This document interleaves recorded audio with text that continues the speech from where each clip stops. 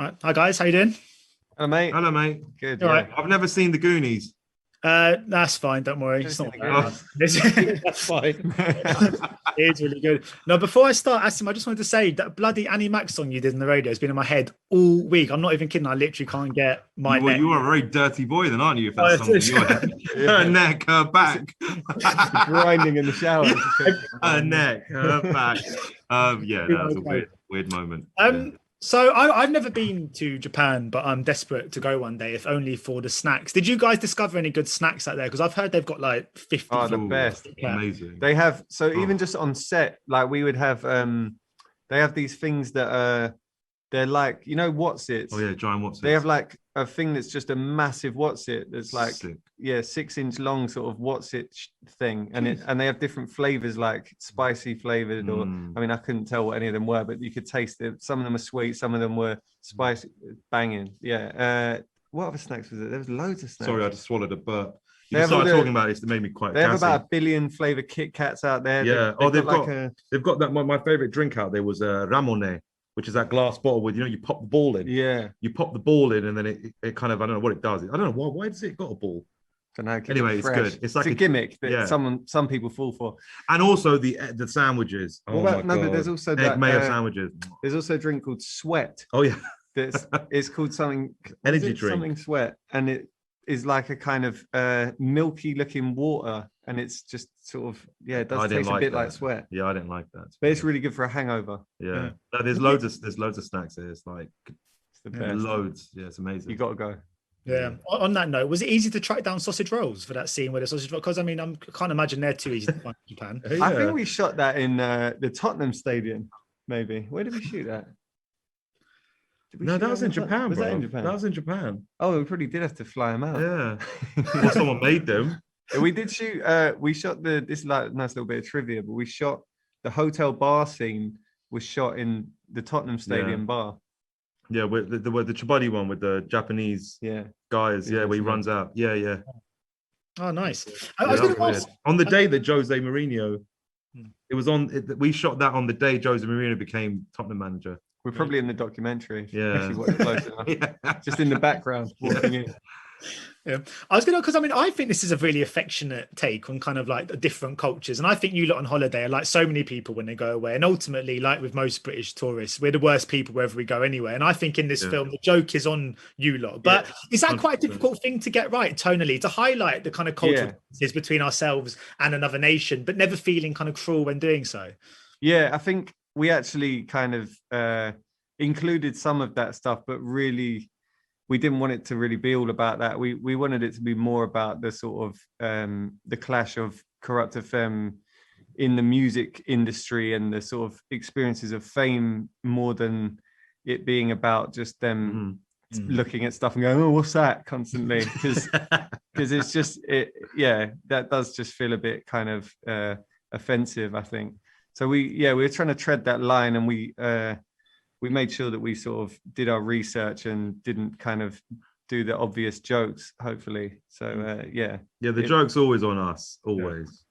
But it was kind of, it's tempting just when you're, especially when we're out there improvising in the streets and stuff, to just be kind of pointing out how baffling everything is. But there's only so much you can do that. I guess it becomes quite one note if you're not doing something else. I mean, you mentioned the kind of the clash between the kind of the music sort of industry and then obviously the Kurupt FM and how they kind of tried to change them.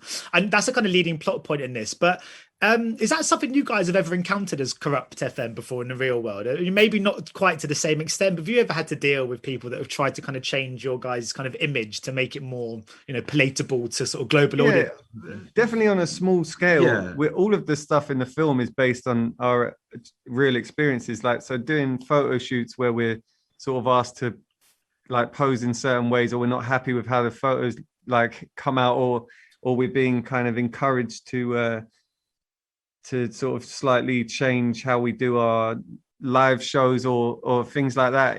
And working sort of with when you do stuff with like brands or whatever, you sort of have to do certain things that they want for their brand, so you have to hold things a certain way or show, and it all starts to feel a little bit like you're not being true to who you are. And it was about exploring that, and also the sort of those frictions that can occur with, you know, management or even in the group. That's all kind of based on, you know, like the pressures that you have when you're experiencing these things, and that it can kind of create fractures, and that it can become kind of emotional. So yeah, it was something we wanted to draw from, and like, I think that's the best writing comes from drawing from your own experiences.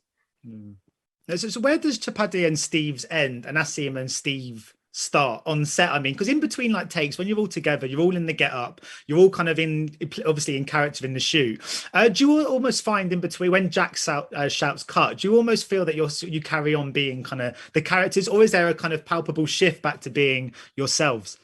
Well, I think for me and Steve, I think we're probably like the most far removed from our characters. Like there's elements of Chabuddy in me, of course. You know, the kind of seedy stuff and the kind of like loads of wanking jokes. That carries on. That carries on. But obviously the kind of, you know, me, like I said, me and Steve are probably the most far removed. Yeah, no, we can just, like, we've been doing the characters for so long. He will drop the voice. Yeah, I will drop the voice. I mean, instead of, unless I'm with my kind of Asian family, I might put it back on. Or if I'm talking to like a boss man in a shop and I want to get a discount, I might be like, all right, mate, come on, give me a half price. Yeah. Not for me. Uncle, just call him uncle. No, I think we can kind of snap in and out of character when we wish, really. We've been doing it for so long that it's kind of seamless, you know what I mean? It's like for me, I feel like when I'm Steve's, I switch off half my brain and I'm kind of just like this dopey kind of character. But then I guess as soon as we cut, I'm back to like thinking about, did we get the script, like what was good about that, can we add anything, and trying to sort of help perfect the scenes and stuff. So there's a massive switch in my head where suddenly everything's back on again when I in between takes. Did you guys sort of embrace like having this kind of association to these characters? I mean, you get some comedy actors, like say Steve Coogan as Partridge or Gervais as David Brent. You get this feeling they almost resent the character, and the last thing you'd ever want to do on the street if you saw Steve Coogan is shout aha or anything. But if you guys were kind of out in the street and someone might have called you Chabuddy or Steve's as opposed to your real names, is that something you just kind of embrace? Because I think I would.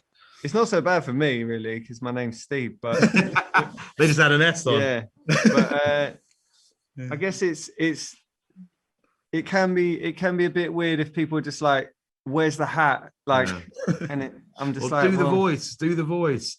No, but you know what? The way I see it is like these characters. We love these characters. Like we treat them with a lot of love, care, and respect. And I think, you know, fans coming up to us and, you know, even if someone does call me Chabuddy on the streets, like, it's completely fine. It's all about the approach and the respect, you know what I mean? And 99% of the time, like, it's always just pure love. And it's like we're lucky to have. We're lucky, fans, and one day no one's going to give a shit. You know what I mean? One day I'm going to be going up to people and going, "Peanut dust, remember me?" You know what I mean? Like, so we are very humbled and lucky to do something that we love, and we're friends, and it's our job. So, you know, it takes 30 seconds out of a day to have an interaction with a fan, a picture. Like, you know, why not? As long as like they don't, you know, kind of like do a terrible Chabuddy G accent and tell Steve to put the hat on. You know what I mean? Then it's fine. Yeah.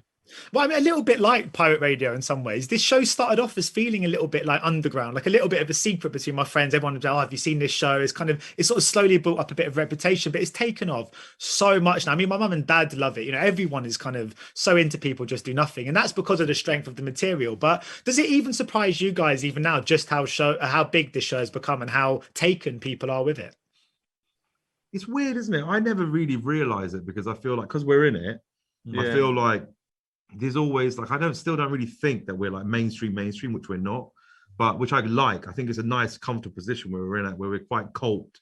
We've been doing it for a long time. We're very, like you said, it's your mates tell you about it and it becomes your mate's favorite little secret. And, you know, so I hope we never get too big. Obviously, I want the film to be successful. I don't want it to do numbers, but I feel like it's a sweet spot where we're at, where we can still go. If it gets too big, then you can't do anything. It can't be cool anymore. Yeah, exactly. Basically, it's everyone's then, you know.